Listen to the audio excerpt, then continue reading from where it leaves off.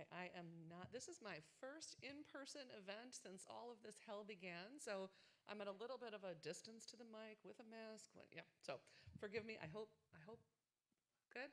Thanks. Okay, so welcome to all of you. Thank you so much for joining us. I'm Katie Culver. I'm director of the Center for Journalism Ethics here at UW-Madison. Really appreciate all of you joining us both here and online. I'm not sure where the camera is up in that darkness, but we're really grateful to have you along with us. I'd also like to thank the Wisconsin Humanities Council and the University of Wisconsin Law School for co-sponsoring this event with us. I really, really appreciate those connections. I'd also like to thank our Board of Advisors for the Center for Journalism Ethics. Our chair, Phil Haslinger, is here. They just do a wonderful amount of really hard work for us in bouncing off ideas and sharing connections and helping us make sure that we can pull off events like this. I'd also like to thank my colleague Lindsay Palmer, who is not here with us in person, but is somewhere in that online world. She's an affiliated faculty member with the center. I'd also like to thank our student fellows, current and former. If you want to raise your hand, student fellows. The fellows are an integral part of the center's work. They produce content for our website. If you haven't checked it out, I highly recommend it. There's some really great work that they've done there. And then I would like to thank the indomitable Krista Eastman, who's hiding over here from my attention. Krista is just an absolutely phenomenal colleague. She runs the Center for Journalism Ethics with such aplomb. And I have to say, I would not have made it from March 13, 2020 to today without her. Krista has just been an absolutely wonderful colleague and friend. I'd also like to thank all of you for being here virtually and in person. We really appreciate it. We're going to save lots of time. We've got a lot of really great content tonight, so we want to save a lot of time for your questions. So if you're here with us in person, you'll see 2 mics down here. So we'll give you an opportunity during the Q&A to ask your questions that way. Please respect distance from each other if you can. Keep those masks on. And then if you are joining us online, you'll see the chat function or the comment function in YouTube. You can put your questions and your comments in there, and Krista will be monitoring them, and through all of our marvelous technology that we rely on, you'll say it there, she'll send it here, and I'll read it to them. So without further ado, let's meet our distinguished guests. So over here, furthest to my right, is Keri Blakinger. Keri is a Marshall Project investigative reporter and our 2021 Center for Journalism Ethics journalist in residence. So welcome Keri. If you haven't yet encountered Keri's work, it's absolutely wonderful. She focuses on criminal justice, and her stories have led to major changes in medical care in Texas prisons. They spurred the creation of a book club, we were just talking about that before, a book club in the Harris County Jail, and sparked the creation of a law that better protects families from the wrongful removal of children by welfare agencies. So thank you so much for being with us, Keri. And then next over is James Causey, an award-winning special projects reporter, editorial columnist, and contributing editor to the Milwaukee Journal Sentinel, just about 90 miles down the road to the east. A former Nieman Fellow, James began his career at the Sentinel at the age of 15, and he's covered mental health, employment, housing, and incarceration. James and I, by the way, both started had our professional infancies in the Milwaukee Sentinel newsroom. He started when he was 15, so he is a lot younger than I am. And then finally, immediately to my right here is Keith Finley, a UW-Madison professor of law and co-founder of the Innocence Project. Keith's areas of expertise include evidence, wrongful convictions, criminal law and procedure, forensic science, and policing. He's a past president of the Innocence Network and co-founder of the Center for Integrity in Forensic Science, a topic I think is going to come up a little later this evening. So let me start by laying a little bit of a foundation here. So every summer, Krista and I and the board begin doing some work thinking about what we're going to focus on for our journalist in residence and this public panel. And we always have 10 or 20 great ideas floating around. We could do this, we could do that. This year, I just said, nope, it absolutely has to be covering criminal justice. That's what we're going to focus on, and we're going to try to get this woman here. Because it seems to me that in this society, we are at an absolutely pivotal moment when it comes to questions of criminal justice, of crime and criminal justice in the US, and journalism's role in all of that. There's just so much for us to talk about tonight. So I wonder if you guys, I'm going to throw it to you first, Keri. I'm wondering, did I make the right bet? Is this a pivotal moment for us to be talking about this in this country? I think yes, this has been a moment at which people have been more willing to pay attention to criminal justice than they have in the past. And I think that obviously part of that is because of the protests last year, because of George Floyd. But I also think that part of that is a sort of longer term trend that's resulted from things like the rise of cell phones and the ability to have cell phone video of some of these incidents. I think that's been a big game changer. I also think that when you look in the longer view, there's things like I think Orange is the New Black raised the cultural awareness of women in prison. And obviously that was a fictionalized version of a very real story. But I think that all these things have sort of come together to make people care a little bit more about specific pieces of the criminal justice system. And that's sort of started to add up over time. And James, how about you? What do you think about this topic in this moment? Why are we here? Well, first of all, I would say we're past due. I mean, this should have happened decades ago.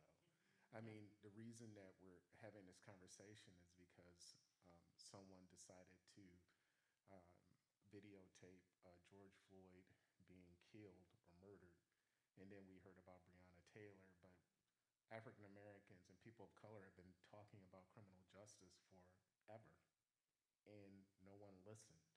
You know, it's funny because we're Americans and we have to see it for our own with our own eyes, and until we see it, we don't really believe it. But we've been talking about this forever. It's exhausting. So, is this a pivotal time? It's past due. We should have had this conversation decades ago, and maybe we wouldn't be here today. How about you, Keith? What do you think? Yeah, I do think it's a pivotal moment. Whether it is one that will truly show a pivot is yet to be seen. But I do think that we are in a moment where it's pivotal in the sense that we have an opportunity for real change in the criminal justice system like we have not seen in decades. And to understand why, I think you have to go back 50 years to look at what happened starting in the 1970s, when we, as a nation, sort of embarked on a get tough on crime movement that led to ever increasing prison populations, higher incarceration rates, greater disparities along racial lines and in terms of incarceration. And there was a while there where the only way to win an election was to be tougher than the next person on criminal justice issues. And I think at least three things have now converged to create a moment of real possibility for change. And one is simply the ultimate and predictable outcome of those decades of get tough on crime, and that is mass incarceration. We have mass incarceration on a scale like nowhere else on the globe. We are way off the charts in terms of the proportion of people in prison and the lengths of sentences they serve. No other nation in the world is as punitive as we are and is dependent on incarceration. And that creates a moment for reflection and possible change from both ends of the political spectrum. From the left, it reflects massive human suffering that perhaps isn't warranted and isn't giving us much of a payoff. And from the right, it's enormously expensive. And for people who are true conservatives in the sense of wanting to limit government, there's sort of an incongruity there, right? And so we see this mass incarceration that for the first time in decades is producing attempts at reform to limit prison populations that are coming from both the left and the right. The second factor that I think is contributing, and this is one that is where most of my work has been focused, has been the rise of wrongful convictions.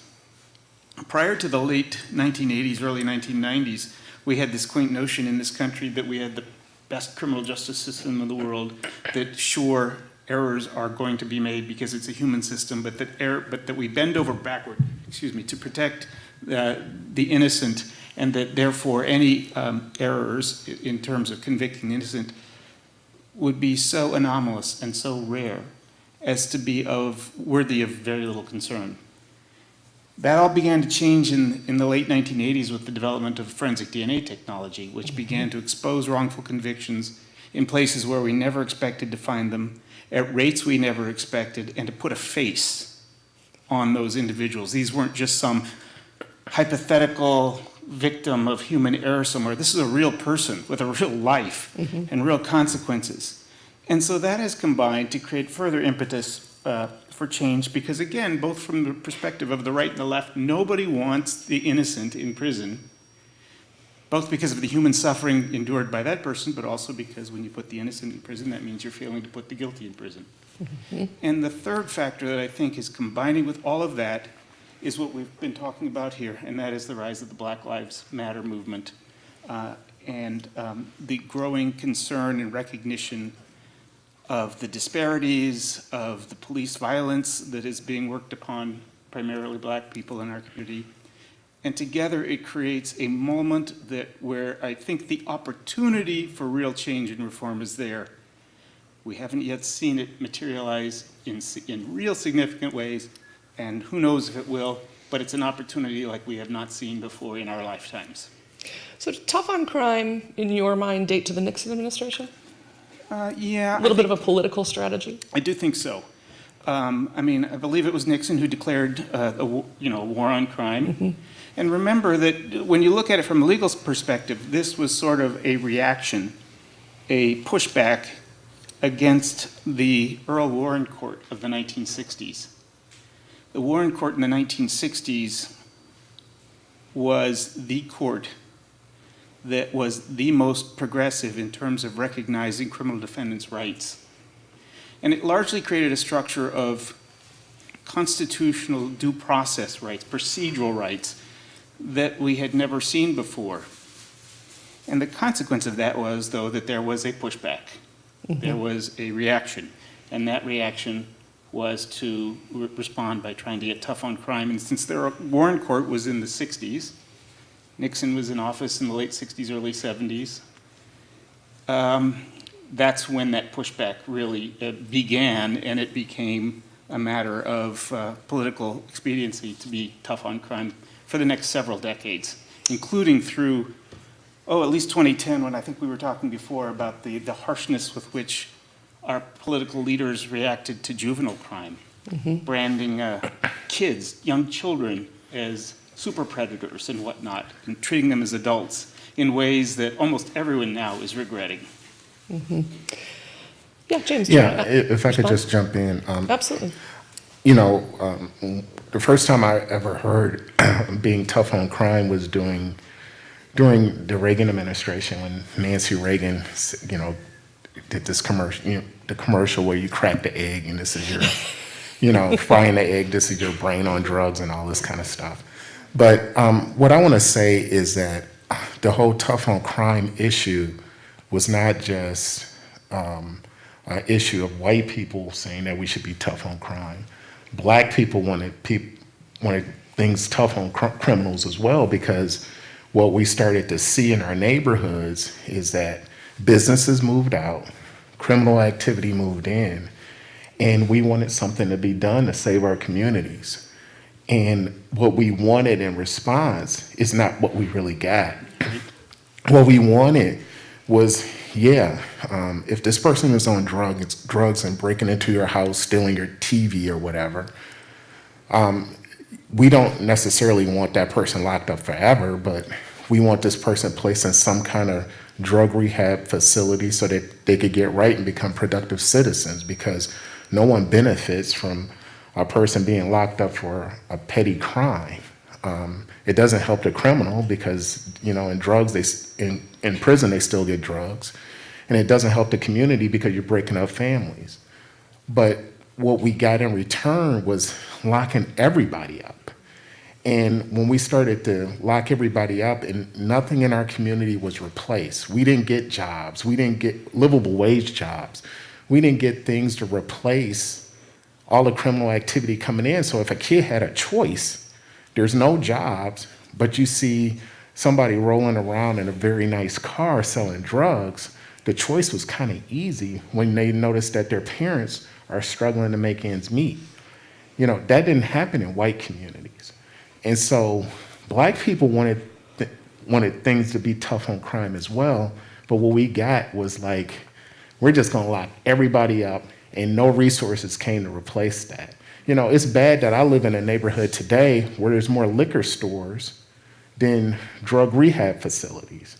I mean, in a like a 7-block or 8-block radius, or when I drive to work, let's take this, when I drive to work, which is like 5 miles away, I pass about 8 liquor stores, or at least 14 establishments where you could buy alcohol. But there's no drug or rehab facilities in those spaces. So that's a problem, and it still exists today. So that's, you know, that's where I get a little, this mixed message where, you know, we don't want to see our brothers and sisters locked up. Some of them need to be locked up, and, you know, if they commit serious crimes, they need to be put away. But for the majority of us, we just want the same type of respect and treatment that they give to other communities, and we don't get that. If can I just respond to that real absolutely. quick? Because I think James has hit on something really important here, and I think he's exactly right. Everyone, including the Black community, wanted a response. And this is where I think maybe journalism is brought into this story just a little bit. And as the sort of the mediators of the public discourse about these matters, I think journalists certainly don't bear all the responsibility, but some of it. And what I mean by this is that when you're talking about getting tough on crime, the thing that appeals most viscerally to sort of our punitive instincts, and that is the simplest story to tell, is bad guy commits crime, bad guy goes away forever, right? That's a really simple, satisfying story, but it's not an accurate story. I mean, it's not a complete story for the reasons James was talking about. It's a much more complicated story than that. And so to the extent that that is the narrative that dominated our thinking, including in the media, that's something journalists need to pay attention to. You know, one of the reasons we're having this panel is that the great regret of my professional career is that I was a police and courts reporter in that time, in the 80s, early 90s. And I saw myself as a person of integrity. And I worked, there's a reason I run the Center for Journalism Ethics. I try to be ethical in my daily life. But Keri and I were talking about this earlier. I was making microethics decisions. Do I name this juvenile suspect? Do I identify the exact location of a violent crime? All of these important questions, no doubt. It's important that I was asking those questions. But I missed the macro level, which is what is the sum total of all of these individual offenses? And I will admit to you that I bought into the war on drugs metaphor. I didn't buy into it as a policy, but I didn't really challenge it as a reporter. So for instance, and this is where I'm going to turn it over to you and stop talking. For instance, in that time, widespread belief that, okay, we will take these drug offenders, we will lock them up for significant periods of time, they will get clean, and when they come out, they'll be better for it. That's not the reality of prisons, is it? No, it's definitely not. I mean, as you mentioned, you know, there are drugs in prison, of course. You know, I mean, I could get, when I was in prison, I could get heroin delivered to my bedside if I wanted. And I think that a lot of people still don't quite understand the pervasiveness of drugs in prison, because frequently people are really surprised when I say that. And, you know, I think that's really important to understand. I think a lot of people don't understand what actually happens when you send someone to prison, like what that actually looks like. That it's, you know, typically taking someone who's, you know, come in with worse medical condition than your average citizen, has, you know, coming in with more mental health issues than the average person, usually is coming in with, you know, lower educational levels, less work history. And then you're putting them in a place where, you know, you're not actually separating them from drugs, and they're typically being subjected to some level of trauma. You know, most jails and prisons, I mean, everyone that I've seen, is inflicting some level of trauma, more than I think has been covered broadly in the media. And I think it's important to understand that what you do when you send someone to prison is not actually sort of give them a timeout to like make themselves better and come out and be better for public safety. If you put people in prison and they come out traumatized and more damaged, you're not actually helping public safety, which is ostensibly the purpose of prison. It is in part the purpose of prison, right? There's safety, there's also the element of justice. But if we look back over these 50 years, there's an element of vengeance. There's an element of, you will be traumatized because you have done something wrong, and we will take vengeance. Yeah, I think that a lot of politicians wouldn't actually say vengeance, but people in my Twitter mentions certainly will. Yeah. So you have built a tremendous network of sources on the inside. So prisoners, people who are incarcerated, and we could maybe talk about the language that we use as well, but also people who work for prisons and people who run prisons. How have you developed those sources, and what would you share with people? My son's a news reporter. He's never going to be able to spend time developing those sources, and he's not working for the Marshall Project. He works for a local ABC affiliate. What from your experience could you share with people so that they can cover these systems better, even though they can't specialize in the way you do? So I will say that one of the things that's super helpful, even, if you're not at a specialized outlet, but you're at a, local newspaper, is having a beat, like covering a thing repeatedly. It's super helpful when people know that you're not going away, that you're going to be there, and you're the person that they can, take problem, X, Y, or Z to. I think that's really helpful. I think that also it's really helpful to, if people understand that you are telling, sort of all sides. Like, that doesn't mean that everybody's version of, what the problem is or what you need to write about is equally valid or equally accurate. Oh God, I'm so sorry. You're like my undergraduates. Yes, I totally am. But, I think that having a reputation for being fair to everyone, even if people don't like what you write in the end, but they know that you were fair about it and you were upfront with them about what the story was going to look like, I think those things really go a long way in terms of being the sort of name that people will say, hey, this is who you should go to about this. I also think that in terms of interviewing practices, I think it's really important to understand that sometimes you have to give something back to sources. If they're really opening up to you about like dark and traumatic things, you need to respond to that as a human. You're not just sort of a wall. You can't expect that they're just going to tell their story and sort of get nothing back. And sometimes for me that means sharing my own stories.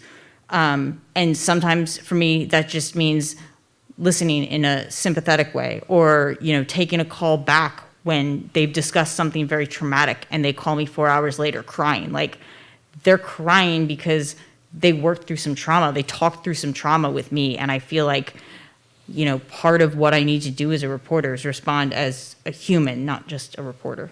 Do you feel you have that layer of humanity because you were incarcerated? Or do you think I could achieve it? I think that it had me starting in a different place from a lot of people. Like, I went into this with the assumption that people in prison are people. And I don't think that everyone starts there. I think that everyone can get there. I think if you talk to enough people in prison, you understand that these are people and that these are very damaged people to begin with often. So let me flip to the other side of the reporter's notebook. Keith, you often serve as a source. You get interviewed by journalists. Do you have any concerns about that, or any sort of positives from your experience? Yeah, I think Keri is right, but about the importance of getting to know people, giving back, developing a relationship, and think of it from the perspective of the source. When a source gives you as a journalist information, they're telling you something, and then they lose control of it, right? They don't know what you're going to do with it, and it could be something great or it could be something awful. They could cast you in a good light, in a bad light, whatever. And so from the source's perspective, the most important thing is a relationship and trust. You've got to show me that I can trust you, that you're going to treat me fairly in whatever you do with this. You're going to treat my perspective fairly. So develop relationships, reach out to people, be sympathetic, certainly be human, that goes a long way, but prove yourself to them and then come back to them over and over again. I will also tell you this, that from a defense lawyer's perspective, the journalist looks very different to the defense and the defense attorney depending on what stage in the process they're at. In the stage of the process when the person is accused of a crime and standing trial, almost no defense lawyer wants to have come anywhere near the media. Because if you think about how the media covers crime, right? When somebody's accused of crime, they are portrayed, whether intentionally or not, as the police have solved the crime, this is the guy, and the lynch mob starts gathering, and the media tends to feed into that. And so defense lawyers really don't want the media to be paying attention to their cases at that point. I mean, just little things like images of the person doing the perp walk. They're so degrading and so guilt-looking, and yet the media seems to love them and puts them on all the time. Or the free use of the accused name, but not the accuser's name. In a system where legally they're presumed to be innocent, from the perspective of the defendant, that's wrong. That's backwards. That's unacceptable, right? I'm just saying from that perspective. I also, though, deal with the media a lot in the post-conviction context where somebody's been convicted and we've now developed new evidence of innocence. And we're moving forward with an effort to exonerate the person.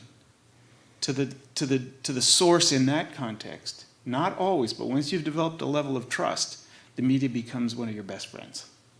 Because at that point, the story that's of interest to the journalist generally is not guilty person still in prison. I mean, who cares about that, right?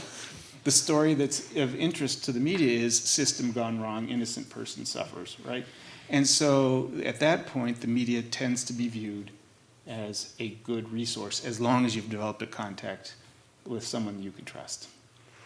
So, James, in your time in the Journal Sentinel newsroom, or way back to our time in the Sentinel newsroom, have you seen newsroom conversations about these issues, about covering criminal justice? Have you seen those change in any good ways, in any negative ways? Or are we still where we were during the Clinton administration? Well, Prison-orama. We better change, right? I mean, yeah, of course there's been changes. But let me go back to Keri real quick. The issue of trauma is real in prison. And we have to do our best to make sure that people are that you make them whole, because the statistics show that roughly 90% of people who are incarcerated will one day get out again. So if you're going to keep them in trauma, a state of trauma, by the time they get out, what do you think they're going to do to the community that they harmed to go there in the first place if they're not treated? So that's a good point. But as far as the newsroom and how we cover crime now, yeah, the best newsrooms are always looking at better ways to tell stories. I think we just recently, thanks to our union, are taking a new approach to when we cover crime scenes and crime events, where if we don't go with just one source anymore. If it's just the police just giving their side of a story, saying person A killed person B, and this is the result of it, we just don't go with that anymore. What we try to do is go with at least multiple sources.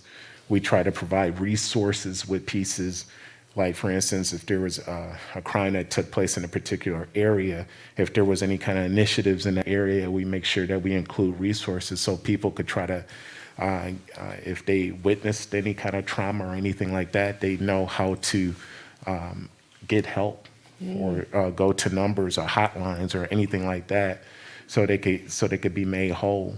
Another thing that we've been working on, one thing in particular, I could talk about what I've been working on, is stopping this whole helicoptering in when something is bad, just to write a story and then leaving and never going back. I mean, so I think it's up to us as journalists to spend more time in these communities that we may not be familiar with.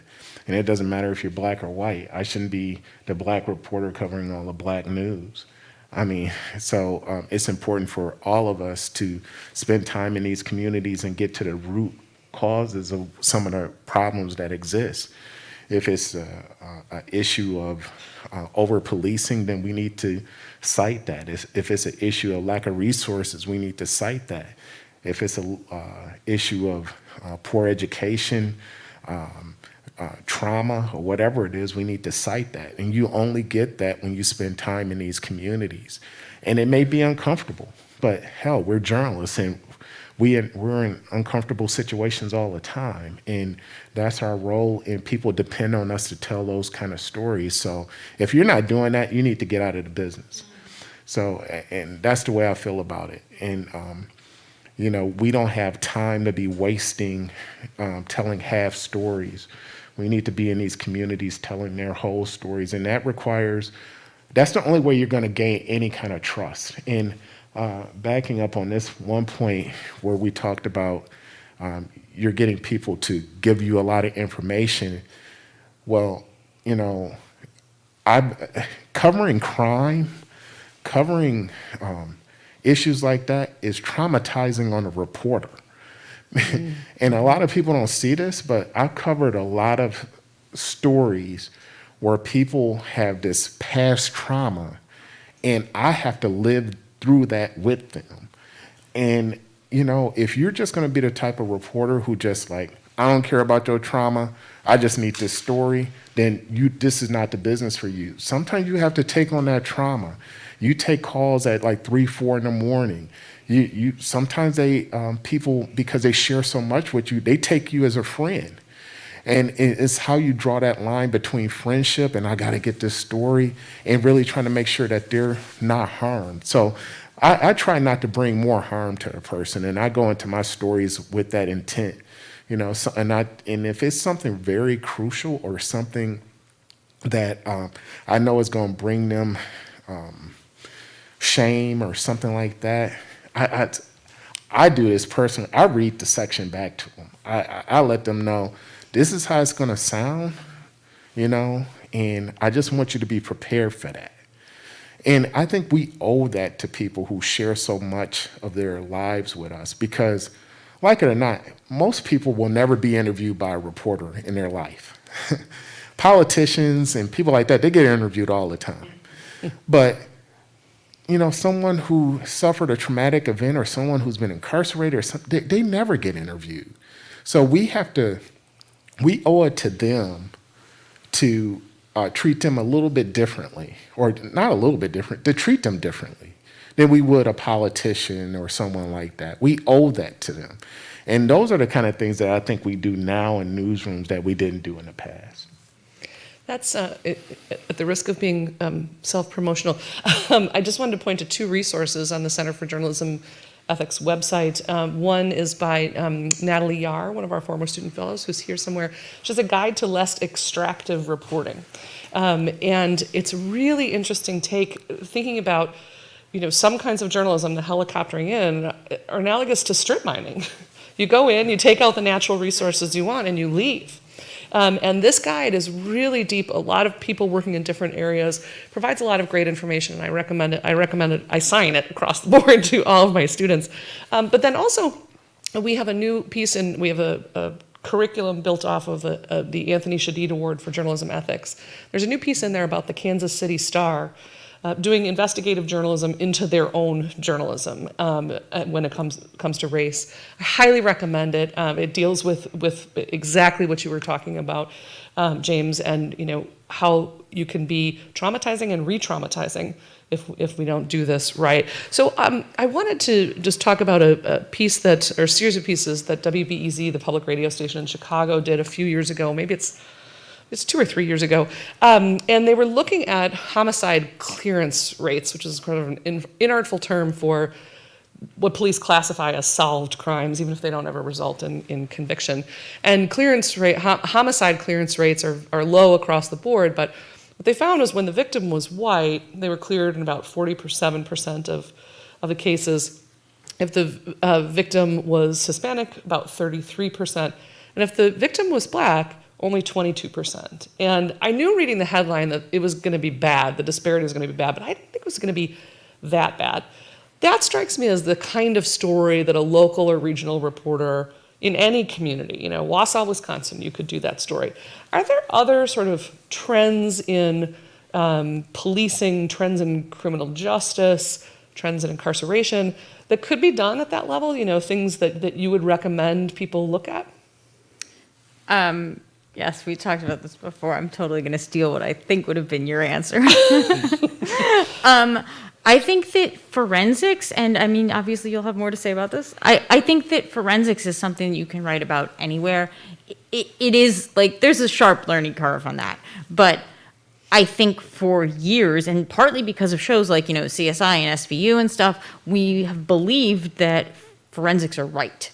And, if the forensic, expert wizard tells you that this person's, bite marks match some piece of evidence, then, that means they must have done it, like the forensic person said so. But so much of the forensics that, have been relied on over the years don't have the level of accuracy, or in some cases any accuracy, that we thought they did, or, we were told they did.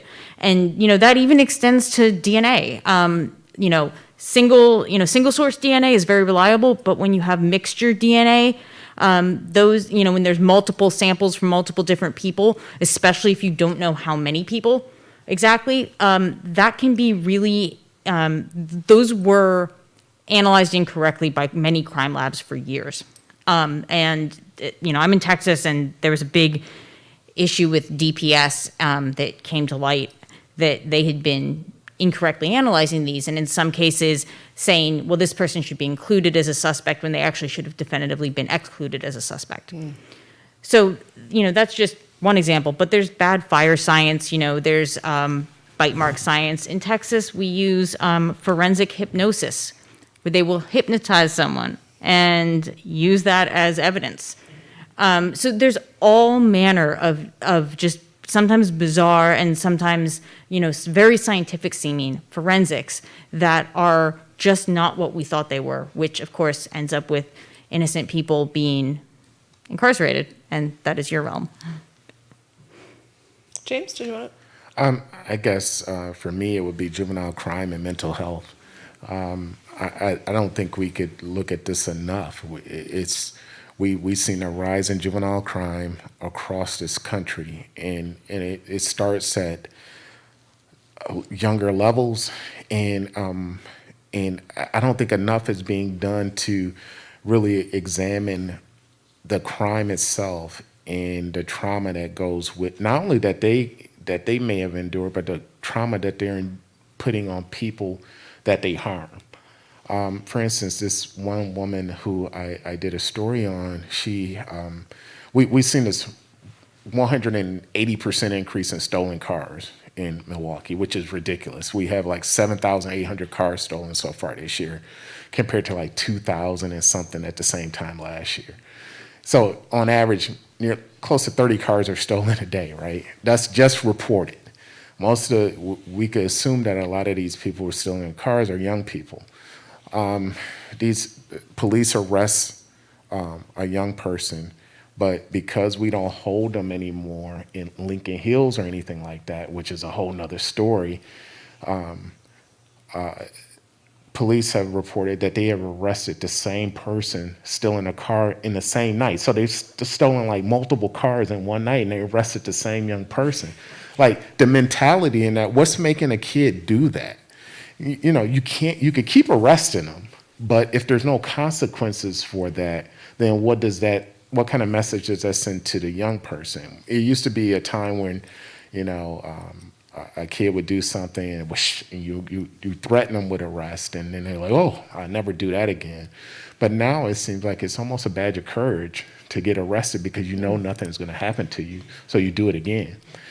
And the woman that I did a story on who had her car stolen, she is still dealing with the trauma of that stolen car, even though no one pulled a gun on her, no one did any of this stuff to her. but she's so traumatized by that car theft that she still wakes up in the middle of the night to look and see if her car is still in the driveway, right? So the lasting effects that does to a community where it's trauma on top of trauma, our kids are causing trauma to adults, and that trauma builds, and it just creates this implosion. And arresting them doesn't seem to be the answer, because you're not keeping them, and you're leaving this entire community traumatized. So to me, I think that's like worth exploring.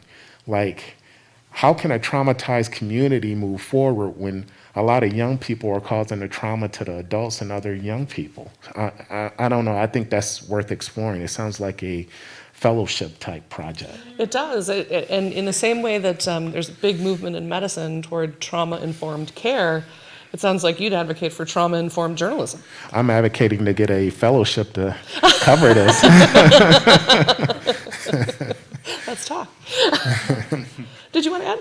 Yeah, sure. So I do want to follow up on what Keri said, because I think that she struck on something that's very close to me that I work on. Mental health problems in juvenile justice are huge issues as well. But before I do that, I just wanted to pick up on something with the example you cited at the beginning, which, you look at that data and it's very, very troubling about the disparity in the rates of solving homicides.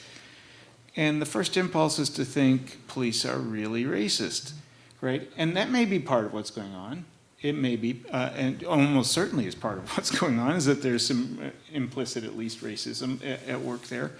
But that's a really complex story, I would imagine, if you were to dig deeper, because I don't know, but I would guess that if as a journalist you were to dig deeper into that, what you'd find also is probably most crimes, including homicides, are committed within racial groups. So most of the witnesses and the victims of black homicide, most of the witnesses and perpetrators in the black victim homicides would be probably black, and vice versa for white, which means solving them depends on cooperation of the community members. And it very well could be, something that I've seen in my work, is that there's just a massive breakdown in trust between many of our marginalized, particularly minority black communities, and the police. And prosecutors. And that may be contributing to it too. So it's more than just a problem of racial discrimination or bias in policing. It brings up a much larger question about the relationship between police and the community in so many ways. And there's just so much to be said about that, so many stories to be told, so many angles to look at. Right here in Madison, for example, we've been working on this issue as a city for the last 6 years, and have just now created a new civilian oversight mechanism with a new civilian oversight board, and we're in the process of hiring a new independent police monitor. The idea being to make policing better, but also to create a bridge between the marginalized communities in the city and the police department, so that we can improve policing, but also improve the levels of trust that police enjoy in those communities, a real trust, that'll deserve trust. So anyway, but I do want to say something about forensic science, and that is, because I do think this is one of the big issues. When you look, one of the great benefits of the innocence movement that began with the DNA is that for the first time in the history of the criminal justice system, we have a group of cases where we know with near certainty that we got it wrong, that we made a mistake. And so we can study those cases, look at what is it that contributes to error. And every time we look, we come up with this same list of contributing factors, and high up on the list is flawed forensic science evidence. And yet, we as a justice system are doing almost nothing about it. In the Obama administration, they had created a criminal justice, forensic science commission in the Department of Justice that was starting to do some good things. As soon as there was a change in administration, Jeff Sessions, as the new Attorney General, disbanded that, and all of that work was lost. So we're sort of back to scratch on that as a nation. But as journalists, I'm wondering, how many of you know that in 2009, the National Academy of Sciences, the preeminent scientific authority in this country, did a thorough study of forensic sciences and looking at the pattern matching disciplines, fingerprints, tire prints, shoe marks, bite, all those that try to match an individual to a crime scene. The National Academy of Sciences concluded that none, zero, not a one, of those forensic sciences was scientifically valid except for forensic DNA. Not fingerprints. Not fingerprints. I thought that was the one exception. Well, that had always been the gold standard. What they said is that the scientific foundation has never really been studied. And that it has never been shown to reliably and consistently be able to match fingerprints or any other kind of print found at a crime scene to an individual.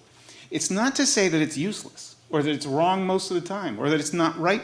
It's not what they're saying is it's not science and it's never been studied. We don't know. It may be really, really useful, but it's not science, and we're giving it too much weight. We've given it a pass too long, and that it needs to be studied, examined scientifically. And you're right, even DNA is coming into trouble with that, particularly with mixed samples. Because it used to be done sort of based on subjective judgments of the analyst as to how many contributors do I think this is, does this seem to line up or not. They're now moving to systems where they're employing really super complicated software programs called probabilistic genotyping programs that do math that no human being could ever do, that tries to tell you what are the chances that a particular individual was a contributor. Those may be an improvement, but again, we don't really know. And we don't really know because the people who produce these software packages are private companies who sell their product to investigators, and therefore in litigation, they refuse to disclose the source codes, the computer source codes that tell how the program works, so that the defense can investigate it and see if it's real or not. They won't disclose it because they say it's proprietary and it would damage their financial interests. Right. So there's another, the problems continue, and we need to be aware of those. That's the one thing that I would suggest as a potential topic for a local or regional reporter is, we seem to have this sort of almost naive trust in AI and algorithms, predictive policing. Boy, when you have human engineers building those algorithms, human biases get built into the algorithms. And, to get back to one of James's points from far earlier, over-policing is a problem, but under-policing is also a problem. And so to the extent that you have bias built into those AI systems, it can be a big problem. James, I think you had a hand up. Yeah, I just wanted to go back to the study from that story. One thing that the story, I didn't read it, but I'm wondering if they took into consideration the segregation that exists in our nation for a lot of clearance rates for whites as opposed to blacks. I mean, on any given night, there's like a shooting every night in Milwaukee, right? I'm from Milwaukee, Wisconsin. There's a shooting every night. There's a homicide like every 36 hours or 30 hours, there's a homicide, right? And the former police chief, I remember talking to him about how a victim of a homicide usually has a close relationship to the person who killed them. Where that person could have been a shooter or the victim. It's because the circle of friends and associates are all on top of each other. So that's part of the problem. It's so many. I don't think we have, I know this may sound bad to a lot of people who are anti-police, but we just don't have enough police and detectives to investigate most of these cases. I mean, we barely have enough to keep our streets safe from reckless drivers and all these other kind of things. And when people call the police, they want them to respond in a timely fashion. But police are so busy covering all these shootings, stabbings, homicides, and all these other things, they can't even take care of you almost feel like if you see something, you almost have to you have to embellish to get a police response. You see two people fighting in the street and they're damn near going to kill each other, excuse my language, but unless you say, I think one of them has a gun, the cops are not going to show up because they're so busy doing other things, but you don't want these two people fighting in front of your house about to kill each other. And so that's what we are in society right now. And I know a lot of people believe that we could police ourselves. I could police my home. I'm very equipped to do that. But as far as providing safety to all these other people, that's not my job. That's the job of law enforcement, and I just don't think we have enough to handle a lot of the issues that are going on in our community, because there's such a lack of resources in our community to take the place of all those other things. It's like the police have become like a social service agency where they have to deal with like people with mental health issues and all these other kind of things. A lot of people call them to be like their personal security guards. Like if someone is harassing them, I'm gonna call the police. You always hear people say that, right? So cops are pulled every which way. And so I don't think we have enough. And if you look at the numbers and compared to when the crime bill took place, there was 100,000 new cops added when the crime bill took place. But every time you look, the number of police officers is going down and down and down and down, but crime is still going up. So it's like that. I don't know. There has to be something has to give. That was an element of this investigation, in fact, a critique that mass incarceration had diverted resources. So imprisoning people costs so much more than community policing, better social services, better drug rehab. I just remember, an officer saying, people are shocked when I tell them that we solve less than half of homicides, or we close less than half of homicides overall. He said, frankly, if we imprison people for half the time and let them back out, it would be safer if the money were coming here for better social services. And I also remember a line about de-escalation costs money, because you need more people. That's a key point, because I don't trust the powers that be in my city enough to say, okay, if we don't incarcerate as many folks, we have all this extra money, and we'll put this money towards social service agencies. I think they'll use that money to fill stopgaps and everything else. I don't have that kind of trust in our government to believe that they would do the right things with the money, the extra monies, to make sure that those things take place. Not without the right pressure, right? I want to turn to a specific question related to ethics, and that is, I often hear from my young alumni that we've had all these great conversations about how to do things better, like coverage of crime or coverage of the criminal justice system. Then they get out into a newsroom and they run into a wall of, sort of traditional practices. And one that I often hear critique of is a fairly shallow view of journalistic objectivity. So that there are two sides to every issue. It's a he said, she said. We present both sides equally. Keri, when I read your work, I see in it what I would call an active objectivity. So not taking a political side, no right, left, bias, binary, whatever, but really interpreting situations and diving deep. Can you tell me what you think of the term objectivity and how it plays out in your work? Yeah, I think I've said this in like almost every class this week, but some things are objectively bad. And I don't think we do anyone any favors by obscuring that. And, one of my examples for that usually is that in covering Texas prisons, I wrote a story a few years ago about dental care. For years, they would, if you didn't have teeth or if you had very few teeth, they would not give you dentures. They would put all your food in a blender, puree it, pour it in a cup, and serve it to you. And one of the medical directors in an interview, actually told me, like, we have come up with a better solution than the chewing and mastication process. And when I wrote that story, and then after that came out, the prison system decided to buy 3D printers and start 3D printing dentures. They did not, take care of all of the need because, at that point, our, Texas prison system had like 145,000 people, many of whom, are aging and have bad dental care. But they have, printed hundreds of teeth since I wrote that story in, I think that was 2018. But when that second story came out, I was struggling with how to put this out there on Twitter, because I was just like, is it okay for me to say it's appalling to, not give people teeth? Am I okay to be, saying like, yay, some people are going to get teeth now? because to me that felt like that was maybe something that by old school objectivity would be taken aside.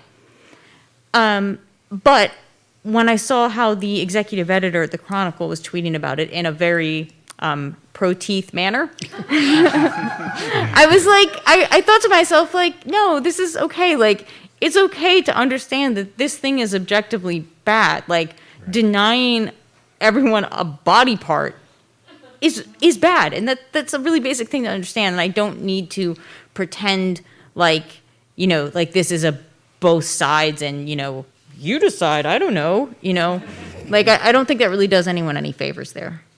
James, do you ever run into that in your work? Concerns about objectivity? Yeah, I think it's case by case with a lot of different things. That's a great example, by the way. As when it comes to me, and I could speak for myself, every reporter is different. We have different personalities, different styles. There's some reporters who go off the record on everything. I choose never to go off the record. I figured if you're going to tell me something, tell me, or just don't beat around the bush, So we all have different styles. But objectivity to me means doing everything you can to tell a really good story, tell it the right way, and be as fair as you can.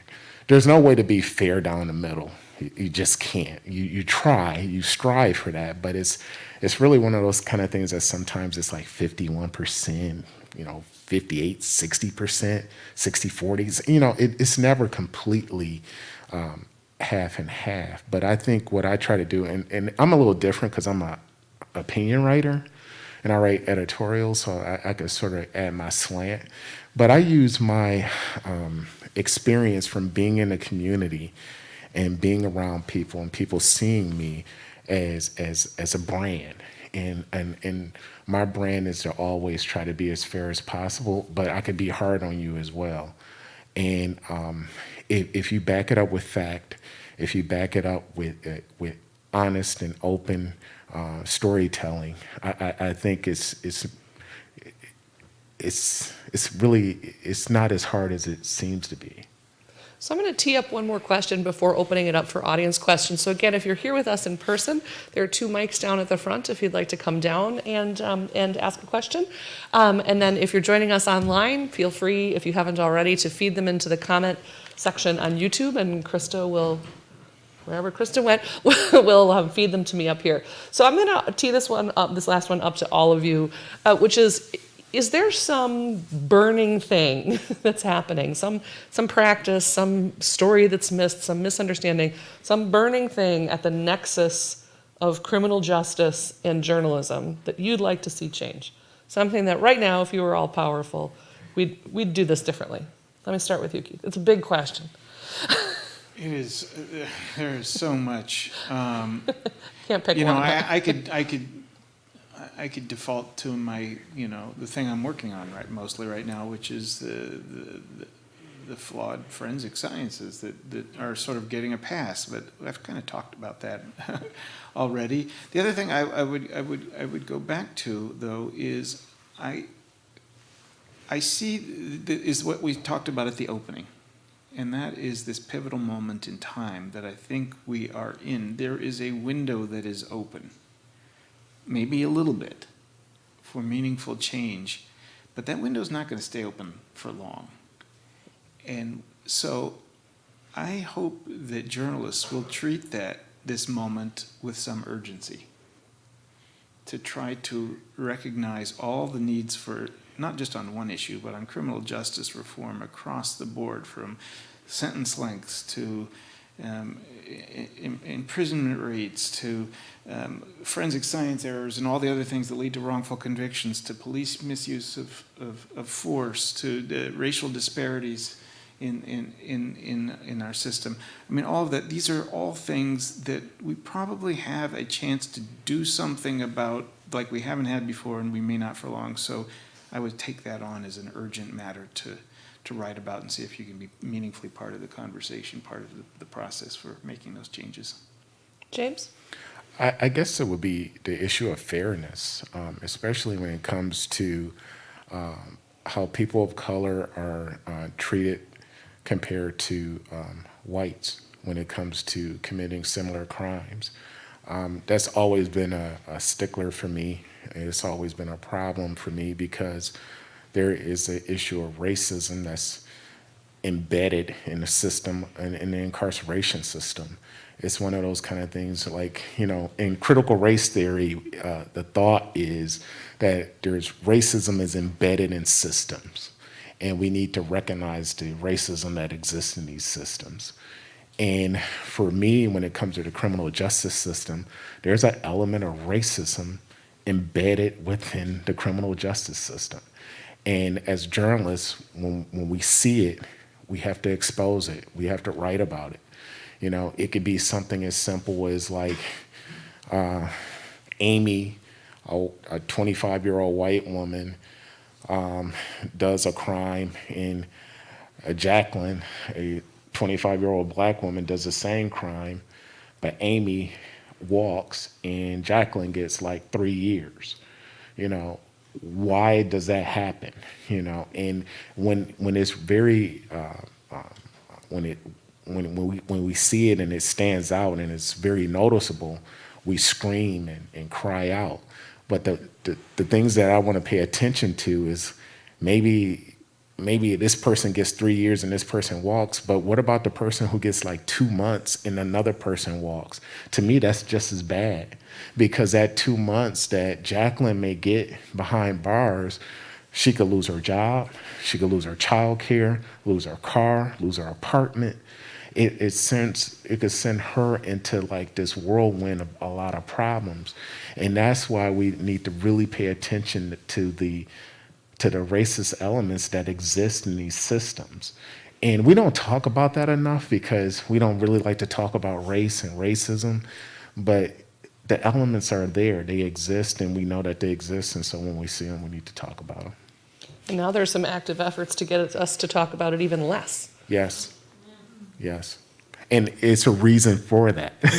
Exactly. Keith, did you want to add something to that? Yeah, I did. What Jim just said really struck me because, the examples he gave were glaring, but I think what we should not lose sight of is the ways in which the racial bias is cooked into the system in ways that are not as obvious, but that are just as damaging. There was a recent study that was just published in the American Journal of Forensic Science that examined the way that forensic pathologists, I mean, these are doctors, so like, hey, we doctors we trust, they're esteemed, right?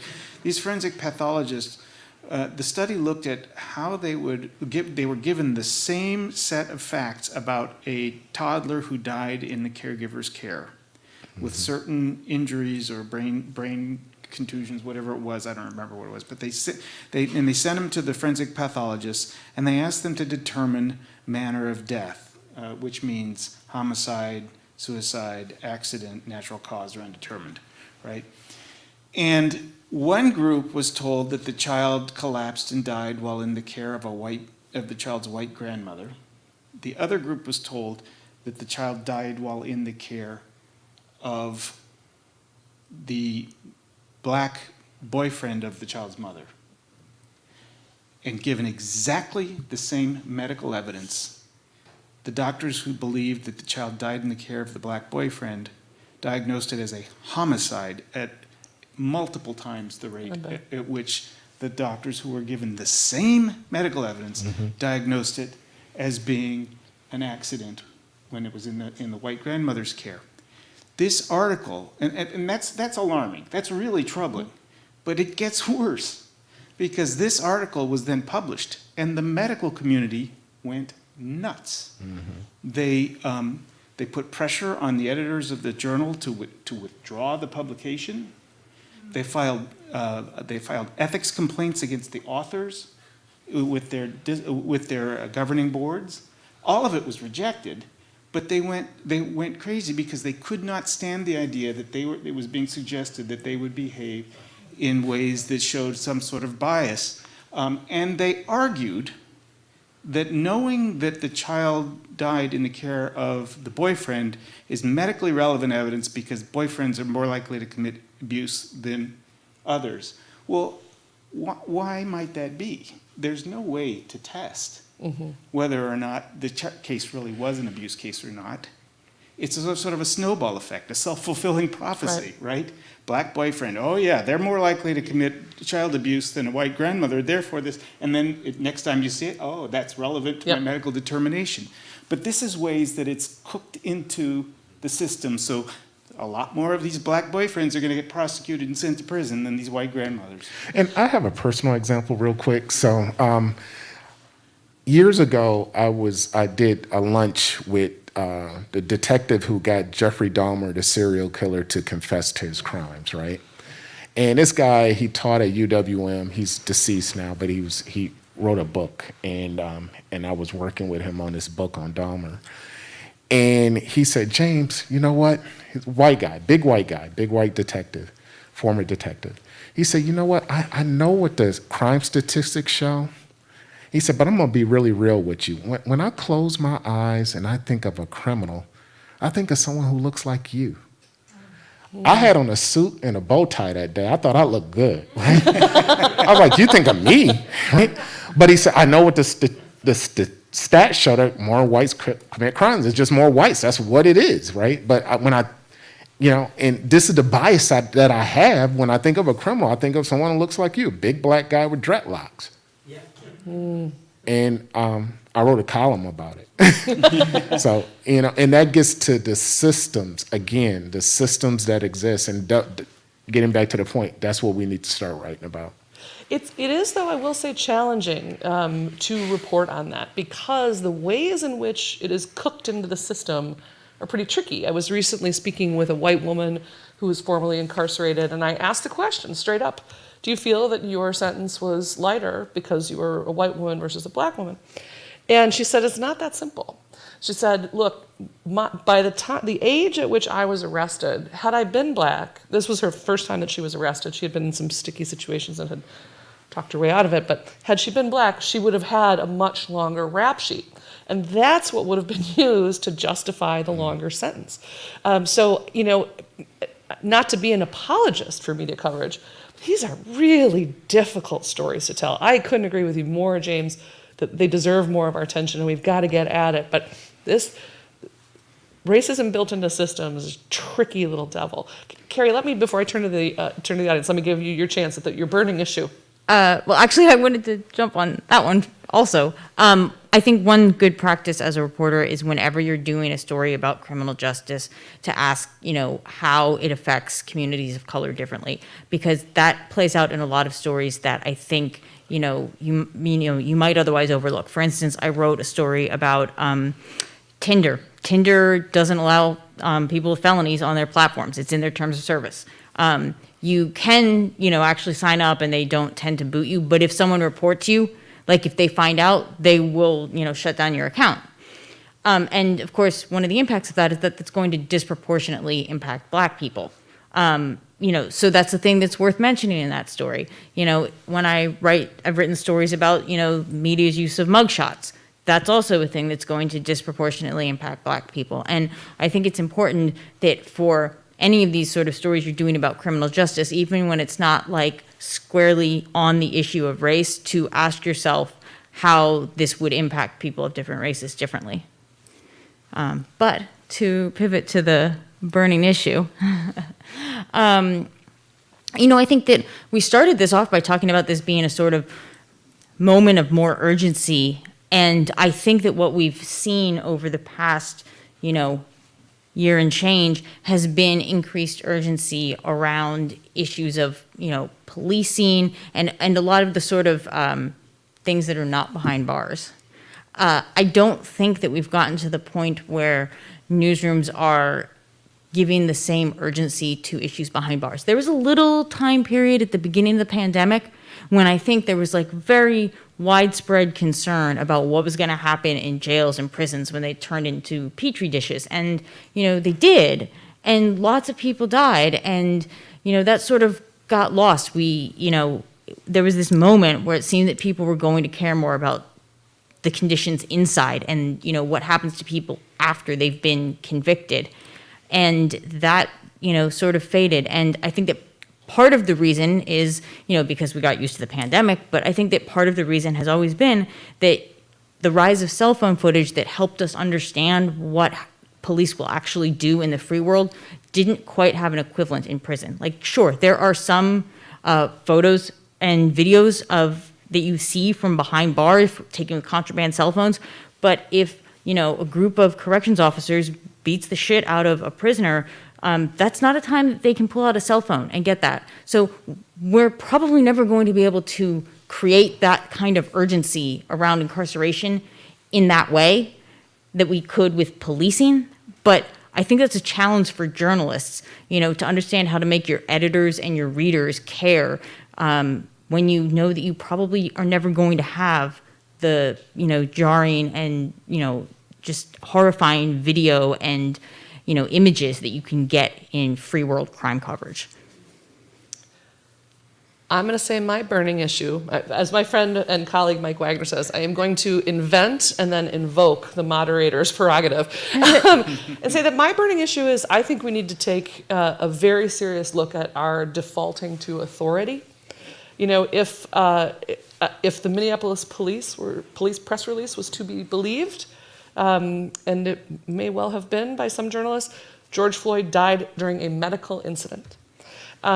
We have to get away from thinking that people in certain positions of power automatically deserve our trust and belief and that they should be the first call. There's room for authorities on forensic evidence and being skeptical about it, but we also have to be focusing on people with lived experience, and that is where cell phone video really does help. So I know I invited you down to the microphones, but you also can just raise a hand and I'll repeat it to the mic. So how about here up in the front? Yeah, I have so many questions. I spent 16 years reporting on the criminal justice system in Wisconsin for Wisconsin Public Radio, and I've been going through trauma listening to all of this, just remembering all the time I spent going in and out of prison and talking to the same kind of people you guys have been talking to. But I guess my question, one of the main things that frustrated me near the end of my career of doing this kind of reporting was how to talk about victims' rights. I mean, we heard, you guys have talked about, James particularly talked about, interviewing a victim, the trauma that person, the woman who had her car stolen. And I was always looking for ways, it's really hard to talk to victims as a journalist and do it fairly and sort of get at that intersection of crime and victimhood. So I'm really curious to hear more about, how to do that. I mean, Keith, I think I did actually know that 2009 thing, because I think I talked to you about it when that report came out. But I didn't recognize you with your mask on. Yeah, it's okay. So, and that is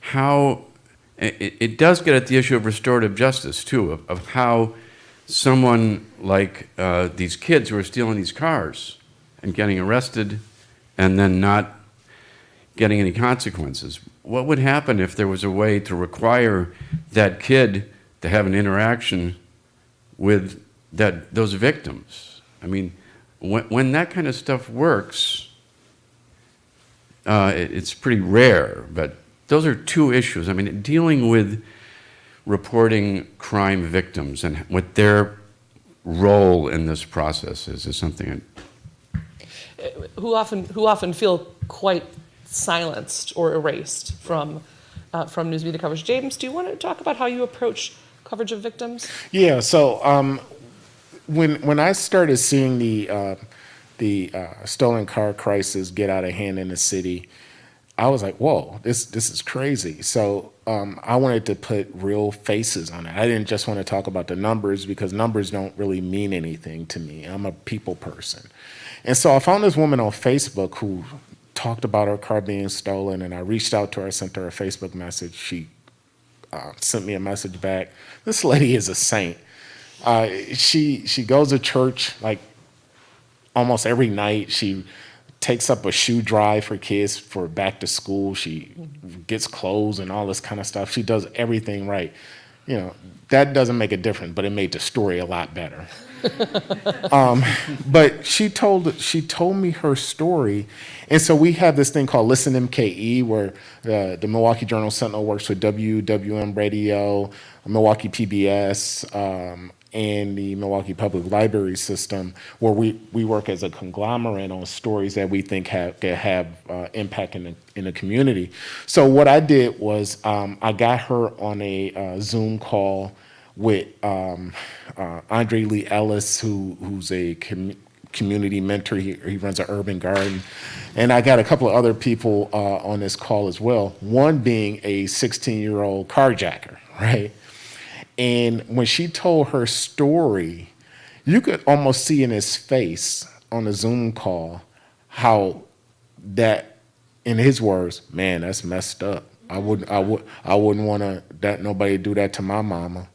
That's basically what he said. But I don't think it was really put in his face like what stealing a car could really mean. And when he heard that, to me, that was more powerful than a scared straight moment, you know? Mm-hmm. And you know, I was able to get that 16-year-old from my connections with Running Rebels, which is a community organization that works with young people who may have had run-ins with the law, and they had him on with his mentor. And one of the things they said, well, James, you know, he is a kid. In the back of my mind, I'm like, yeah, he's a kid who's stolen a lot of cars.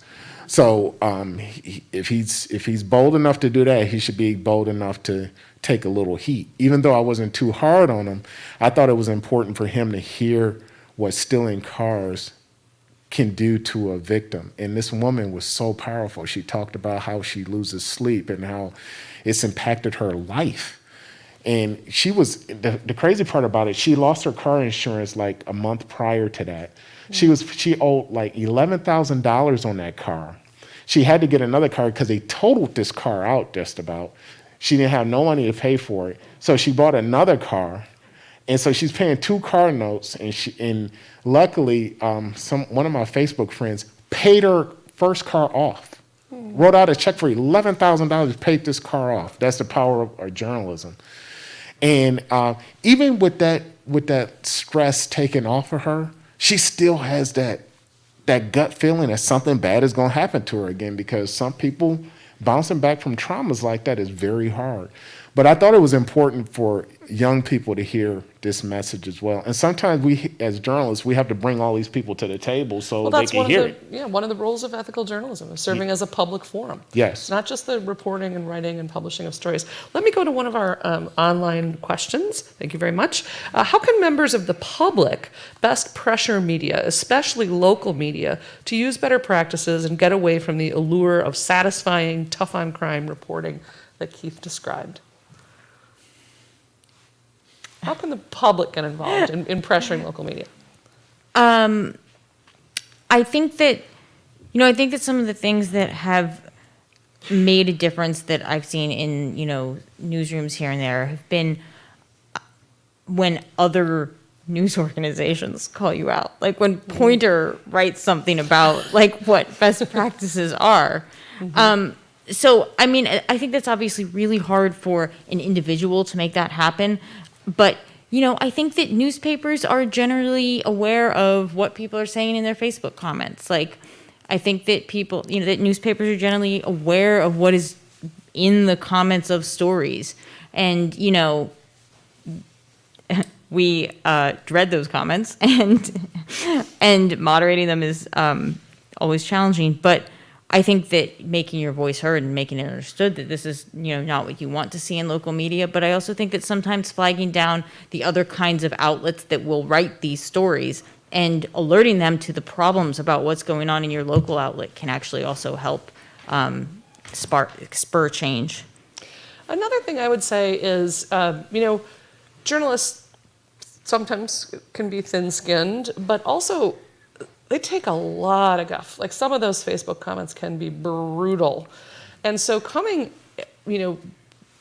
sending an email to an editor or a reporter or putting a comment on Facebook that is deliberative, that says, can you tell me more about why you report in this way? Because I really would love to see these stories on this instead. I'm not concerned about this individual crime that you have reported. I want to know the trend. And so not coming from attack mode would be my advice, coming from a deliberative, why does it work this way and how can I help you change it? Yes. I think it depends on what the media is too. Like, is this person talking about radio, TV, newspaper? We all do things differently. But one thing I think we all can do, we can explain what we do. I think as we're all in the communications industry, but we don't communicate what we do very well.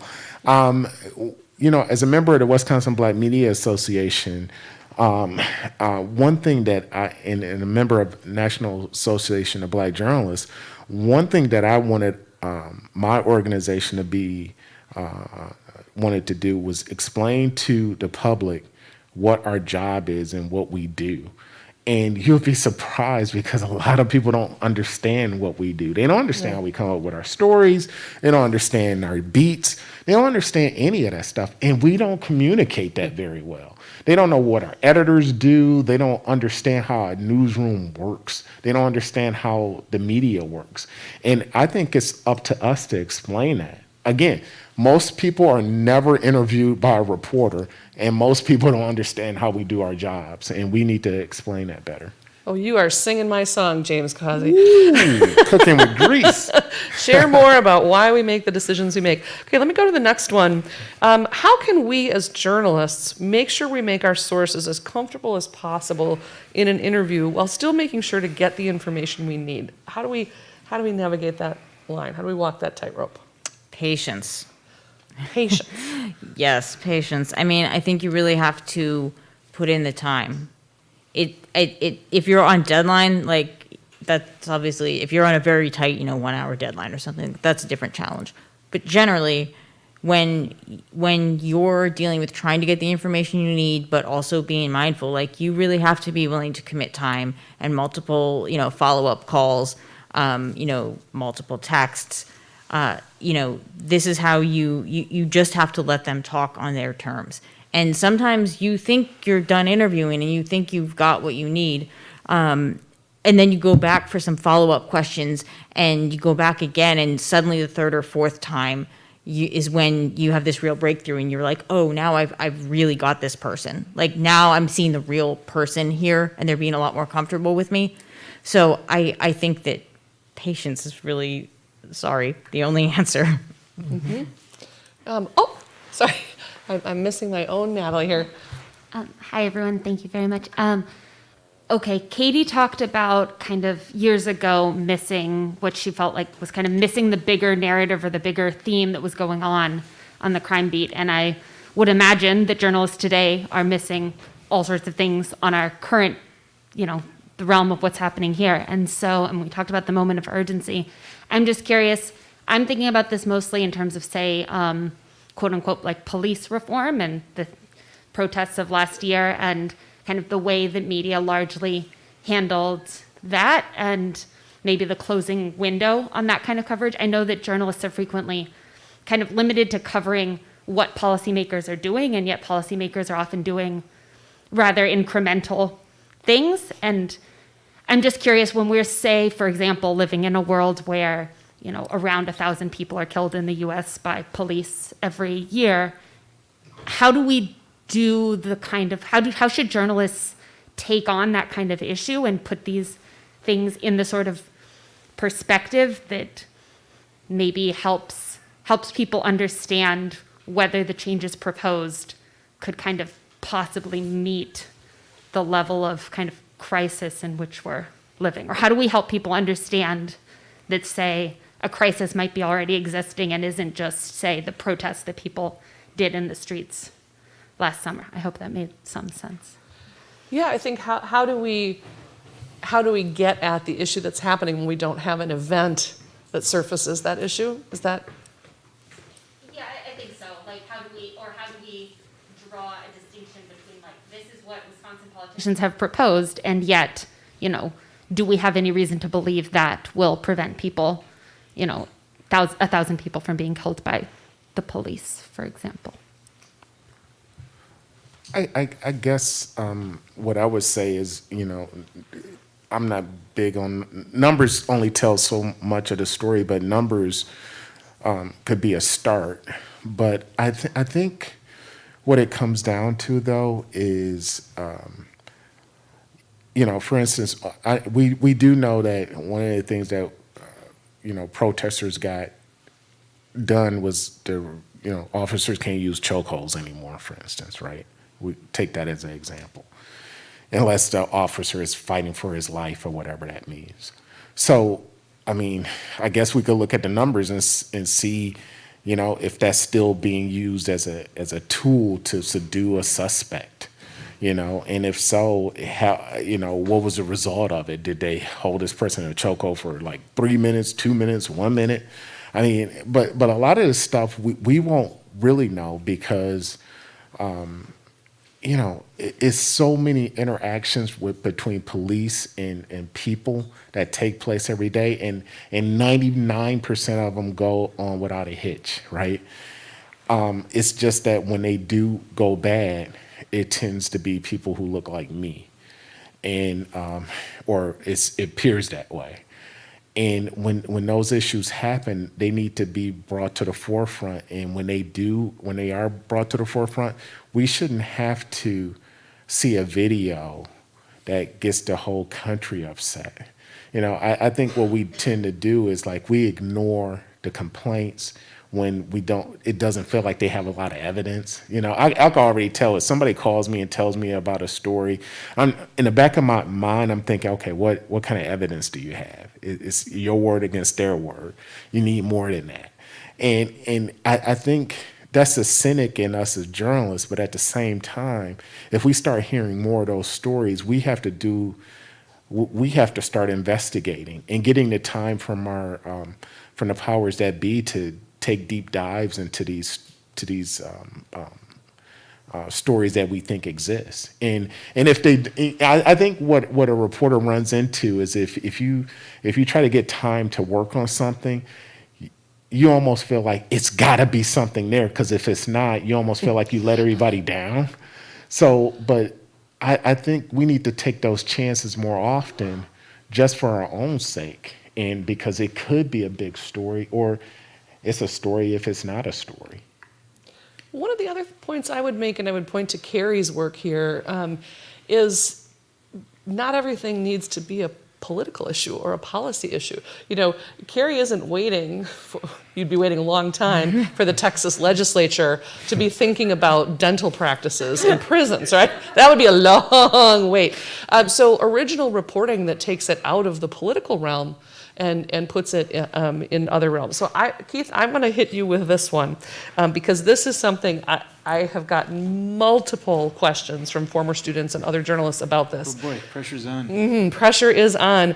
When a journalist covers a press conference where a prosecutor makes a declination statement, declines to prosecute someone, in this case I'm guessing a police officer, how can she explain both sides of the case as the prosecutor is controlling the narrative in that context? How would you suggest people cover those press conferences where prosecutors announce whether someone will or won't be charged? Well, first off, I would say the prosecutor is controlling the narrative regardless, whether they're choosing to prosecute or not prosecute. Mm-hmm. So it's not just limited to that scenario. I don't know what to tell you other than, it goes back to the point you were making. Don't just accept authority at face value. In fact, I would push that one step further, and I would say, don't take anything at face value. I mean, one of the lessons that I've learned from working on wrongful conviction cases is that it's often the person who looks the guiltiest who winds up being innocent. Don't make assumptions, question everything, look beneath everything, because you'll be surprised what seems obvious and apparent and reliable and authoritative might turn out to be wrong. And I guess that's the approach I'd take to that scenario too. Consult with what other sources there might be. Consult with the victim or advocates for the victim. Consult with the defense attorneys. Consult with defense attorneys not engaged in the crime who can or other prosecutors who can sort of interpret what may be going on. You know all the standard things to do. You ask for all the underlying documents. You know, one of the big issues in Madison right now is body-worn cameras. It's going to be a rich source of information if it comes to play in this city. There's a lot of distrust of them. On the other hand, if they exist, if they're there, under Madison's rules, the ones that have been proposed in this city, that footage would be, in most cases, widely available to the community almost immediately. A rich source of information. Look for yourself. That's probably not very helpful, but I don't know. No, I think it is helpful. I think it's also helpful to think about the press conference, but not covering a press conference as an event, but instead thinking about covering the issue of whether this person is going to be charged. But I think I know what the person is saying. Like, for instance, in the Jacob Blake case, you know, we sort of knew what was going to happen leading up to that because they start boarding up buildings and all this kind of stuff. And then they got the, you know, those chain link things out. And so we were like, okay, we know what's going to happen here. So when you know it's going to happen, you have to cover the event.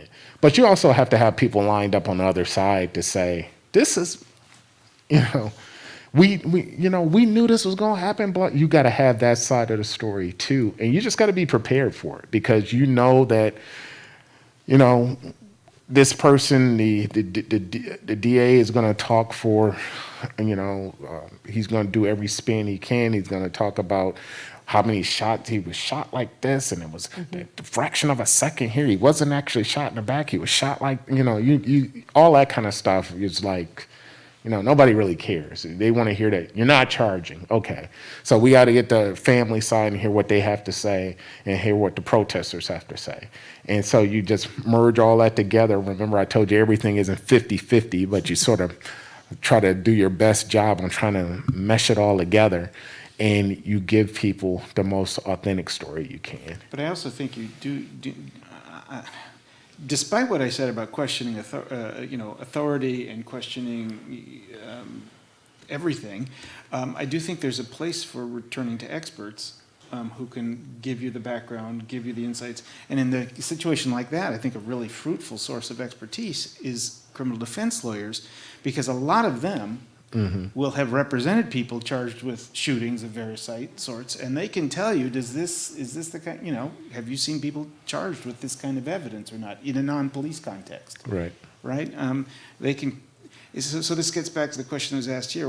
I think context is really important. You know, the context in terms of history, expertise. I mean, you may be writing about something it seems obscure, but like teeth in prison, but I'll bet you there's somebody who's been studying that.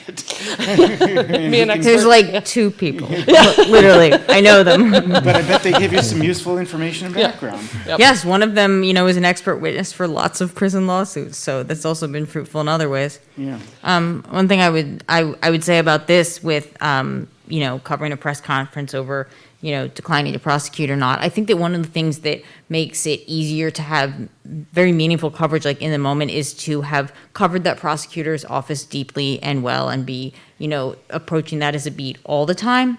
You know, because if you're able to better understand sort of the internal politics, if you're well sourced enough to have a sense of like what really happened or how this probably really went down or how this sort of fits into the bigger picture of, you know, the direction this prosecutor is going, or, you know, what this means for their relationship with the police union. You know, these are the things that take time to understand and to be well sourced enough to have the context on, but can really help you tell a more nuanced story even on a day one press conference story. Excellent. All right, I don't know about the rest of you here or out in the ether, but those 90 minutes flew past. My gosh, that was just a fantastic conversation. Thank you so much to Keri, to James, to Keith. We really, really appreciate your being here. And also thank you to our co-sponsors up here as well, and thank you to everyone who helped make this possible, especially my beloved Krista Eastman.